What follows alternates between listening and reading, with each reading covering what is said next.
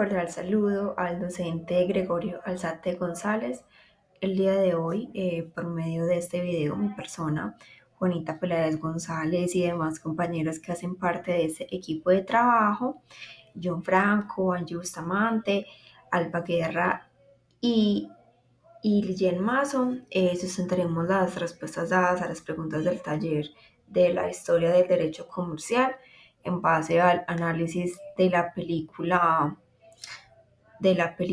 El Mercader de Venecia, del director Michael Radford y obra teatral del escritor William Shakespeare, los elementos de competencia y demás fuentes confiables. Bueno, empezamos con la solución de la primera pregunta. ¿Cuáles fueron las características del comercio en 1596? Bueno, en este caso voy a resaltar cuatro características importantes para el siglo XVI, las cuales son, la primera característica era el mercantilismo en pleno auge. Bueno, desde el siglo XVI hasta principios del siglo XVIII, pues Europa adoptó el mercantilismo. ¿Qué es el mercantilismo? Es básicamente un sistema político y económico mediante el cual cada nación buscaba aumentar su riqueza controlando el comercio internacional por medio de varias prácticas, como lo era la exportación y la acumulación de metales preciosos como el oro y la plata, a manera de reserva de valor. Bueno, el comercio era de carácter privado, cada arancel, permiso y concesión pues estaba bajo el control del Estado. Además, cada una de las rutas por las que se disputaban entre sí las coronas eran pues aquellas que aseguraban las ventajas comerciales que iban a tener. Bueno, la segunda característica corresponde al comercio de largo alcance e importantes rutas marítimas. Bueno, en Europa se usaban con frecuencia las rutas mediterráneas tradicionales con destino al norte de África, Levante e Italia.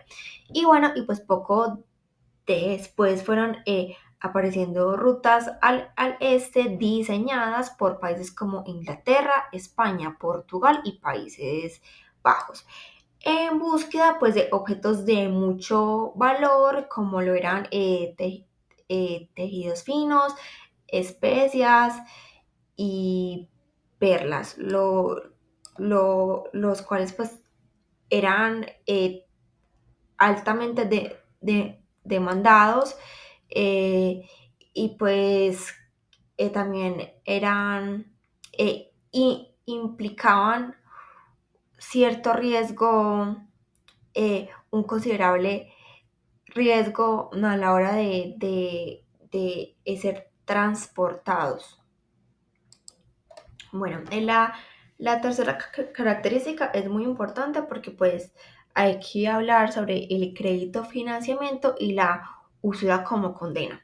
Los comerciantes de la época pues dependían de variadas formas de financiamiento para ejercer pues el comercio y pues hacer todas estas exportaciones, como lo eran pues cambios de letras o préstamos por interés, debido a que la importación pues de todos esos productos y materias primas pues implicaban muchos recursos económicos, largas horas de viaje y pues sobre todo riesgos en el camino para su transportación.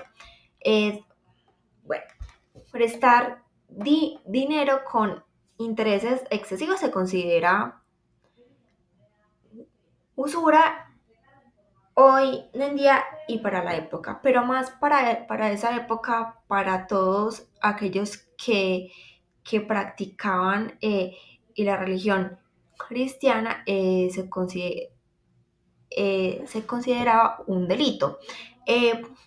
Por ello, rara vez los cristianos aceptaban este tipo de tratos comerciales, lo que dejaba a judíos musulmanes y practicantes de otras religiones eh, propensos a estos préstamos injustos. Bueno, lo anterior se puede ver con mucha claridad en el conflicto que existe entre los personajes de Shylock, prestamista judío, y Antonio, comerciante rico, en la obra teatral con adaptación cinematográfica El mercader de Venecia, ya que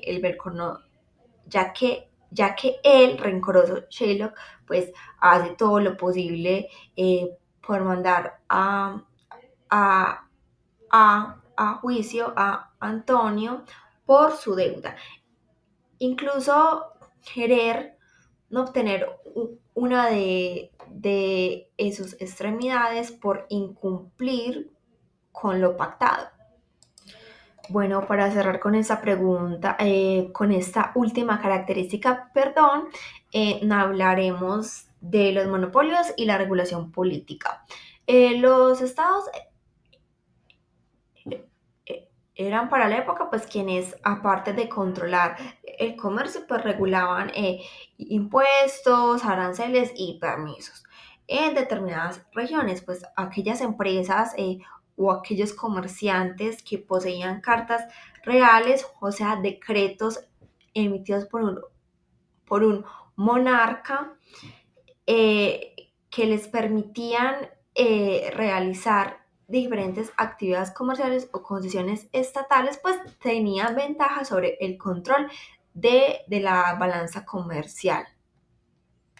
Bueno, ahora le daremos solución a la segunda pregunta. ¿Cuándo nació William Shakespeare? Bueno, William Shakespeare, icónico escritor de diversas obras teatrales de comedia y tragedia como El mercader de Venecia, Hamlet, Romeo y Julieta, entre muchas otras obras, nació a mediados del siglo XVI, específicamente el 23 de abril de 1564, en un pequeño pueblo de menos de 1000 habitantes de nombre Stratford upon Avon, situado a 120 kilómetros del noroeste de la ciudad de Londres.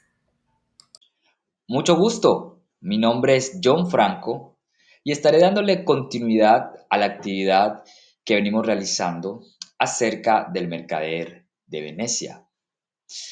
A continuación, estaré respondiendo algunas preguntas acerca del tema y una de ellas es, para iniciar, ¿de qué nacionalidad era William Shakespeare y por qué podía hablar de comercio en Venecia?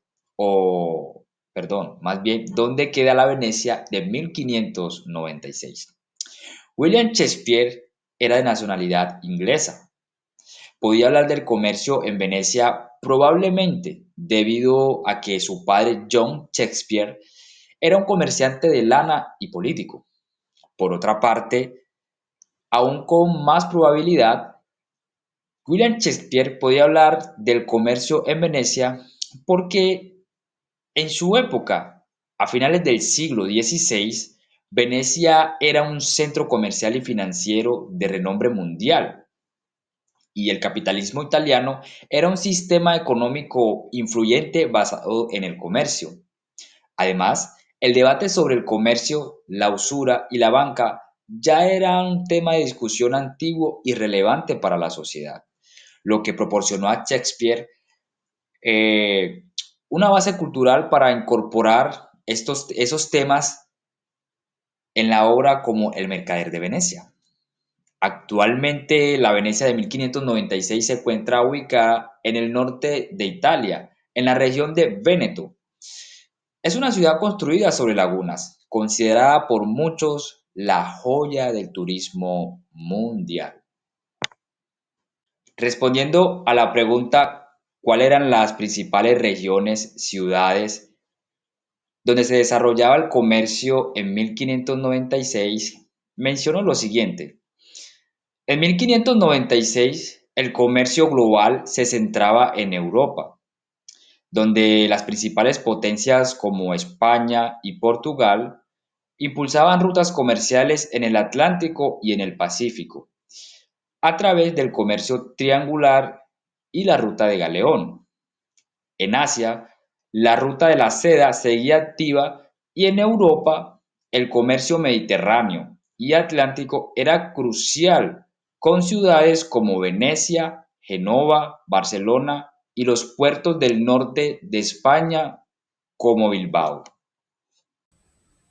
Los productos que eran comercializados en esta época eran las especies como son la pimienta, canela, clavo y nueces, sedas y telas finas traídas desde el oriente, piedras preciosas, metales de oro, plata y perla, vino y aceite de olivas, armas y armaduras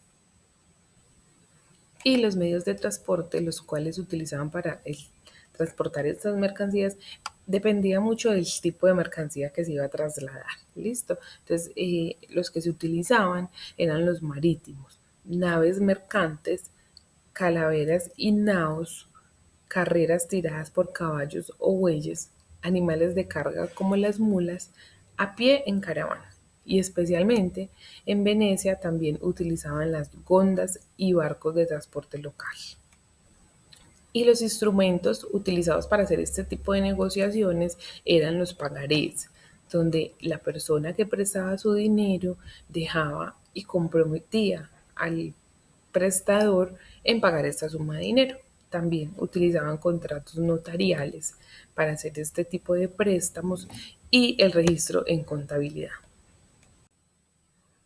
Los negocios que se presentaban o que podíamos observar en el mercado de Venecia eran los préstamos con interés de usura.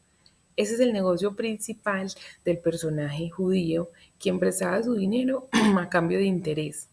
El contacto entre Chow y Antonio es el préstamo sin interés, pero con una garantía muy arriesgada, una libra de carne del cuerpo de Antonio si no le pagaba este dinero. En el mercader de Venecia se observan negocios como el préstamo de intereses y el comercio marítimo internacional, el uso de contratos, la inversión por expediciones comerciales y la importancia del crédito y la reputación. Hola, mi nombre es Alba Franceli Guerra Zapata y dando continuidad a la sustentación hablaré sobre la pregunta número 7, la cual es los dilemas éticos en el Mercader de Venecia. Encontramos que en esta obra, del Mercader de Venecia, se reflejan varios dilemas éticos que giran alrededor del dinero, la justicia, la religión y el poder. Uno de los principales dilemas se da en el contrato entre Antonio y Shylock, donde se pacta que si la deuda no se paga, el prestamista puede cobrar una libra de carne del cuerpo de Antonio. Este acuerdo pues muestra cómo en esa época los negocios podrían llegar a ser crueles, cuando se dejaba de lado la humanidad y la ética. También hay un conflicto ético relacionado con la discriminación religiosa, pues Shylock es judío y sufre un desprecio y maltrato por parte de los cristianos, lo que evidencia una falta de tolerancia y justicia. Eh, También finalmente se ve otro dilema cuando Portia, disfrazada de juez, manipula la ley para salvar a Antonio. Aunque logra hacer justicia, también utiliza el poder de manera engañosa.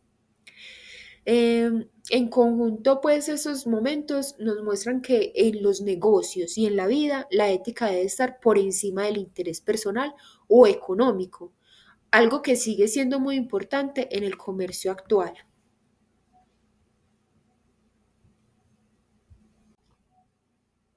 Los orígenes del comercio. El comercio tiene sus orígenes desde las primeras civilizaciones humanas. Comenzó con el trueque, es decir, ese intercambio directo de productos según la necesidad de las personas. Con el tiempo surgió la moneda como medio de pago, lo que facilitó los negocios y dio paso a los primeros mercados organizados. Durante el siglo 1500, época en la que se desarrolla el mercader de Venecia, el comercio ya tenía gran importancia, especialmente en ciudades como Venecia, que eran centros de intercambio marítimo entre Europa y el Oriente. A partir de ese contexto nacen muchas de las bases del derecho comercial actual, como los contratos, los préstamos, las letras de cambio y los registros mercantiles. Por eso, en esta historia no solo es literaria, sino que también refleja los inicios de las prácticas comerciales que hoy conocemos, mostrando cómo el comercio ha evolucionado junto con los valores morales y las normas que lo regulan. En conclusión, el Mercader de Venecia nos enseña que el comercio no es solo un intercambio de bienes o dinero, sino también de valores, principios y decisiones éticas. Comprender su historia nos ayuda a aplicar hoy una visión más humana y justa en los negocios. Bueno, a continuación voy a explicar cuáles son los orígenes y características del registro mercantil a nivel histórico. El registro mercantil tiene sus orígenes en la Edad Media, cuando los gremios comerciantes empezaron a llevar libros llamados libre mercandeum. En ellos se registraban los nombres, las actividades y las transacciones comerciales de los mercaderes. Aunque con el tiempo esta práctica fue evolucionando, en los años 1601 y 1700 se dio como una herramienta oficial para poder controlar las actividades económicas y poder dar una publicidad a los actos de comercio, como por ejemplo los contratos y operaciones quedaban como registrados para poder que todos lo vieran y evitar como el fraude. Y ya pues como en la época moderna, ya el registro mercantil se institucionalizó dentro de los estados. Ya su función principal pasó de dar seguridad jurídica a garantizar la transparencia en las empresas y en los negocios y permitir el control legal de las empresas. Bueno, a continuación voy a explicar cuáles son los orígenes y características del registro mercantil a nivel histórico. El registro mercantil tiene sus orígenes en la Edad Media, cuando los gremios comerciantes empezaron a llevar libros llamados libre mercandeum. En ellos se registraban los nombres, las actividades y las transacciones comerciales de los mercaderes. Aunque con el tiempo esta práctica fue evolucionando, en los años 1601 y 1700 se dio como una herramienta oficial para poder controlar las actividades económicas y poder dar una publicidad a los actos de comercio, como por ejemplo los contratos y operaciones quedaban como registrados para poder que todos lo vieran y evitar como el fraude. Y ya pues como en la época moderna, ya el registro mercantil se institucionalizó dentro de los estados. Ya su función principal pasó de dar seguridad jurídica a garantizar la transparencia en las empresas y en los negocios y permitir el control legal de las empresas. Bueno, espero que esa sustentación haya sido del agrado del docente Gregorio Alzate González. Me despido en nombre de mis compañeros. Hasta pronto.